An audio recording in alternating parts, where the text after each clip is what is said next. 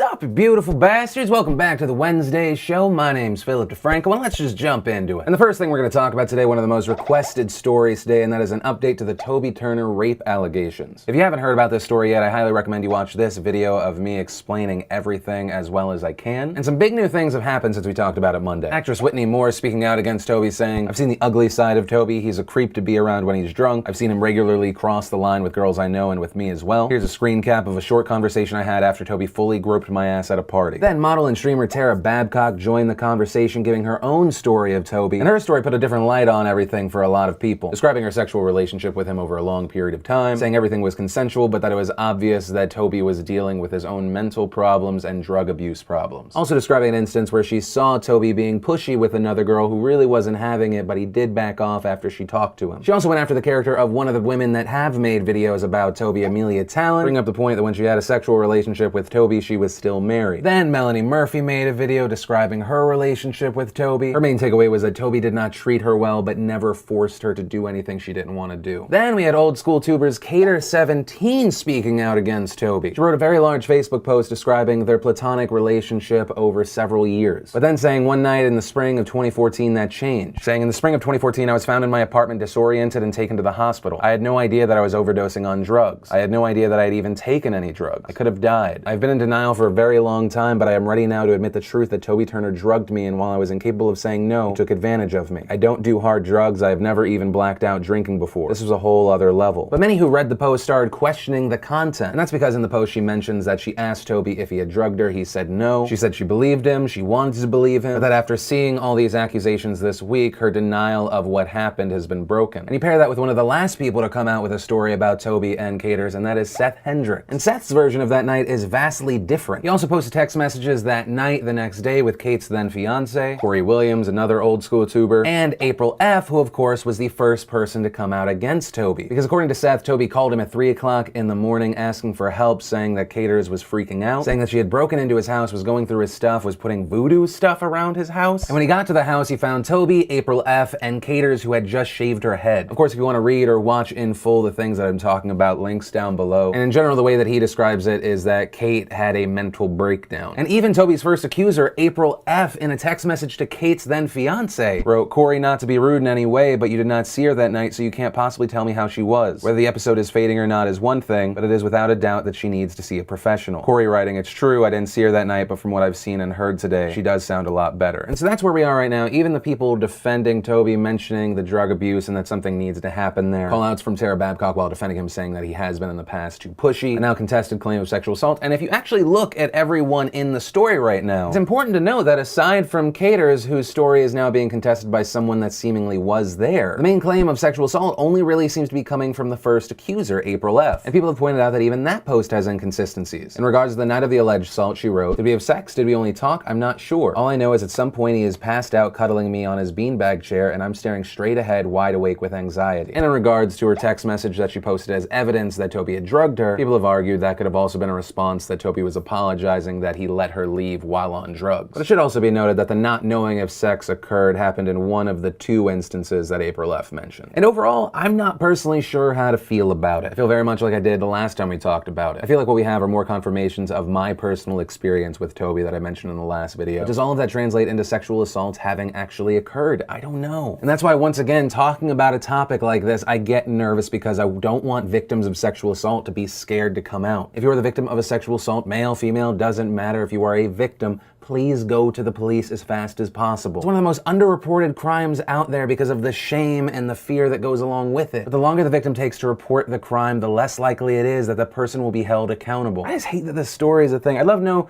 your opinions on everything, but I'm gonna spin it around real quick and we're gonna do something positive for a second before ultimately talking about other things that make the world suck. Cue me in a better mood. And from there, I wanna share some stuff I love today. And today in Awesome, brought to you by the U.S. Department of Transportation, the National Highway Traffic Safety Safety Administration. This is just your friendly DeFranco reminder. From April 8th to 13th, law enforcement will be out in force giving people tickets for texting and driving. And I support them in this. It's so stupid and avoidable. Did you know in 2014, over 3,000 people were killed from distracted driving accidents? And approximately 431,000 were injured in those same kinds of accidents? Just remember, never text while driving. You text, you drive, you pay. And the first bit of awesome today is we got our first trailer for Doctor Strange starring Benedict Cumberbatch. It's interesting. A lot of people seem to be agreeing that it seems like a weird magical concoction of The Matrix and Inception. While I have no background knowledge around the story of Doctor Strange, the fact that Benedict Cumberbatch is involved and it's a Marvel really hasn't, I feel like, led us astray. They still have my trust. They've given us some really good and then some like, oh, okay, kind of good, and there's plot holes. So with that said, I am very down. Then another comic book movie awesome. While Batman vs. Superman is still just the subject of constant debate of, well, that was fun or did that suck, many people should be very pumped to find out that Ben Affleck will have a standalone Batman movie that he will star and direct, which actually gives me a lot of confidence in that movie. Then, and possibly the most requested piece of awesome today, is Kobe Bryant's last game is tonight. As a way to monetize and commemorate this night, Nike made an actually great ad with him, where Kobe is serenaded by all his haters except maybe